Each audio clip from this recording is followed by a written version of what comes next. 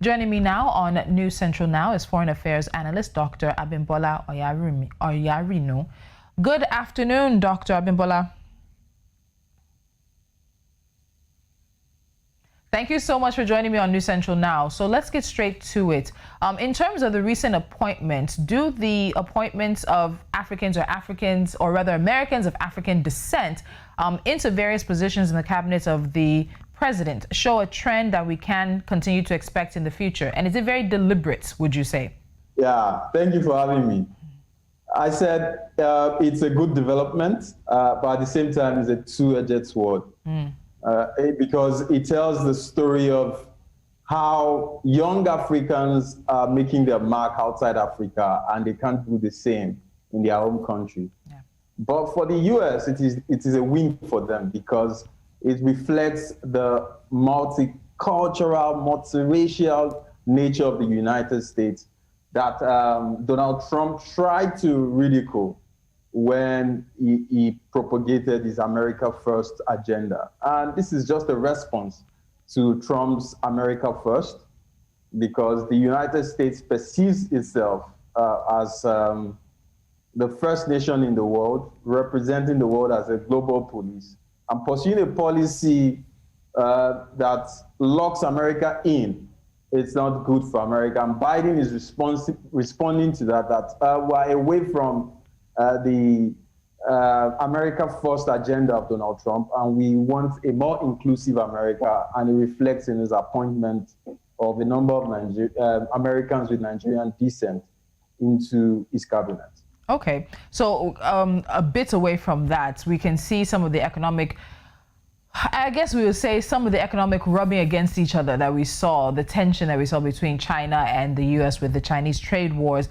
But now we also know that Africa as a continent seems to be very attractive for everyone, as it may be. So what are you expecting in terms of economic trade-offs between the US and China in regards to Africa? Can we expect any form of collaboration, or will we continue to be the scene, the location of a battle for economic global supremacy? Well, Africa, over the years, we have not enjoyed positive economic relations. In terms of volume, yes, but every country will always pursue its national interest, which African leaders have not come to understand, that a nation, according to Cardinal Richelieu, a nation exists on its own terms, and the nation must have interest, because a nation, exists for itself. But there's no dichotomy between the interest of the state and that of the leader in Africa. While African leaders, in their relationship with countries like America, they don't put the country first. They put their interest first, which is why in our bilateral trade relations with the United States, it has not been favorable for us, but to the United States. And I would want a rethink of Africa's bilateral relations, or Nigeria's bilateral relations with the United States, where it will be mutual, it will be mutually beneficial. Because if you look at, for instance, Nigeria's trade deficit with the United States, it's on the high side, over $4 billion.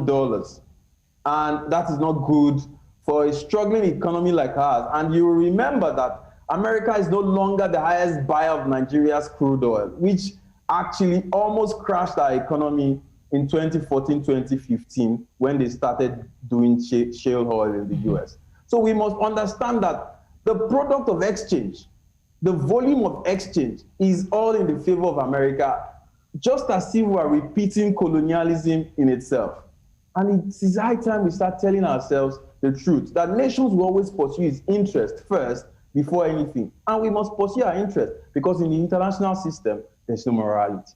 Okay, in the international system, there's no morality. So let's look at some of the options we also have. Now, President Barack Obama, former U.S. president, had Power Africa. We saw President Trump come with Prosper Africa. And these were interesting additions to the U.S. economic engagement on the continent, which not to say which one, but how do you think Joe Biden will engage with the continent? We also have the African Growth and Opportunity Act, or AGOA, that was suspended in some way by the Trump administration. Would we see that being revived, or we see him coming up with something that has its own nomenclature that is linked to his administration? What are we looking at? Well, I want to assume that Joe Biden would come with a white flag in his relations with Africa, just like he's doing all over the world, sort of building bridges where Trump has actually destroyed them. But it now depends on how Africa responds to America's offer, how we negotiate that offer. Those are the things that will count. But we would have a white flag, most definitely. But we must also recognize that in that white flag, interest is supreme.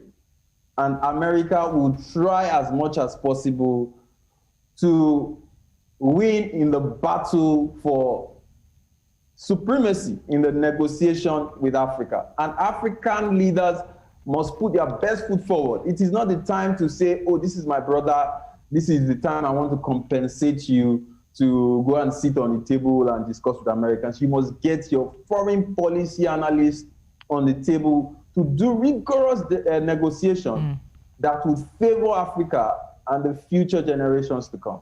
Okay, and on that, in terms of negotiations and getting the best deal, now we know that China is Africa's largest trade partner and largest bilateral lender. China also holds the majority of African debt. Now, in the past 20 years, China has built over 6,000 kilometers of rail, 6,000 kilometers of road, over 20 ports, dozens of large-scale power plants, and even awarded about 100,000 scholarships. In what areas do you think the U.S. could have possible higher leverage than China in terms of its policies and investments?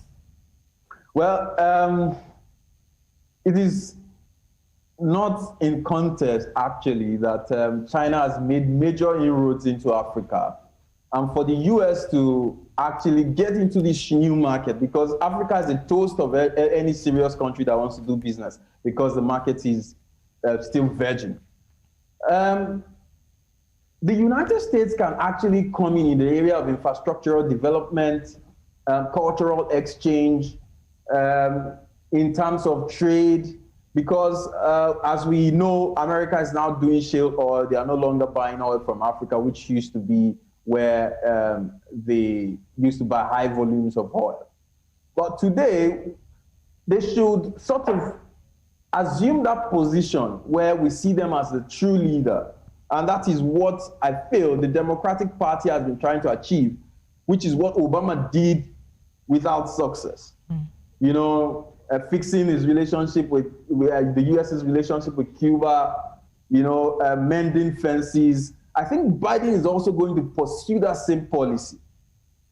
As much as it weakens America's position, it is trying to create an America that people can warm up to, because everywhere in the world, people have this suspicious